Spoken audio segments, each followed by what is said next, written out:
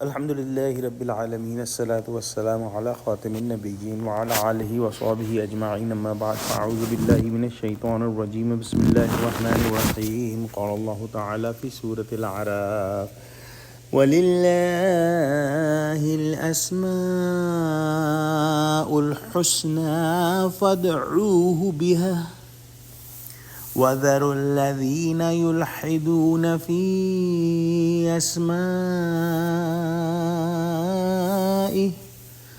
سَيُجْزَوْنَ مَا كَانُوا يَعْمَلُونَ۔ ترجمہ: اور خدا کے سب نام اچھے ہی اچھے ہیں، تو اس کو اس کے ناموں سے پکارا کرو، اور جو لوگ اس کے ناموں میں کجی اختیار کرتے ہیں ان کو چھوڑ دو، وہ جو کچھ کر رہے ہیں عنقریب اس کی سزا پائیں گے۔ پچھلی آیت کے اندر ہم نے پڑھا کہ اللہ سبحانہ و تعالی نے ان انسانوں اور جنوں کا ذکر کیا جو کہ جہنمی ہیں، اور ان کے اوصاف یہ ہیں کہ وہ اپنے وہ دلوں سے نہیں سمجھتے، اپنی آنکھیں جو ہیں وہ جانوروں کی طرح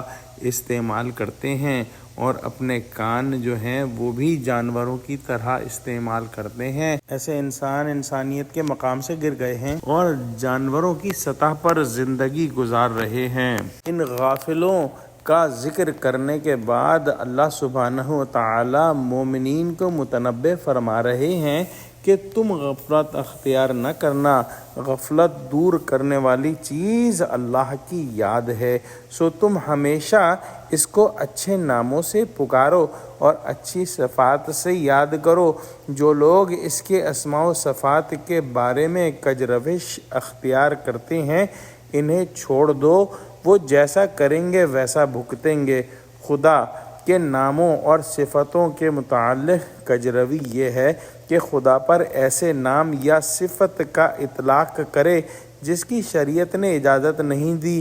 اور جو حق تعالیٰ کی تعظیم و جلال کے لائق نہیں، یا اس کے مخصوص نام اور صفت کا اطلاق غیر اللہ پر کرے، یا ان کے معنی بیان کرنے میں بے اصول تعویل اور کھینچتان کرے، یا ان کو معیشت مثلاً سحر وغیرہ کے موقع میں استعمال کرنے لگے۔ یہ سب چیزیں جو ہے اللہ کے ناموں کے ساتھ کجروی کرنی ہے، اور ان لوگوں سے جو کہ کجروی کریں اللہ کے ناموں سے ان کو چھوڑ دینے کا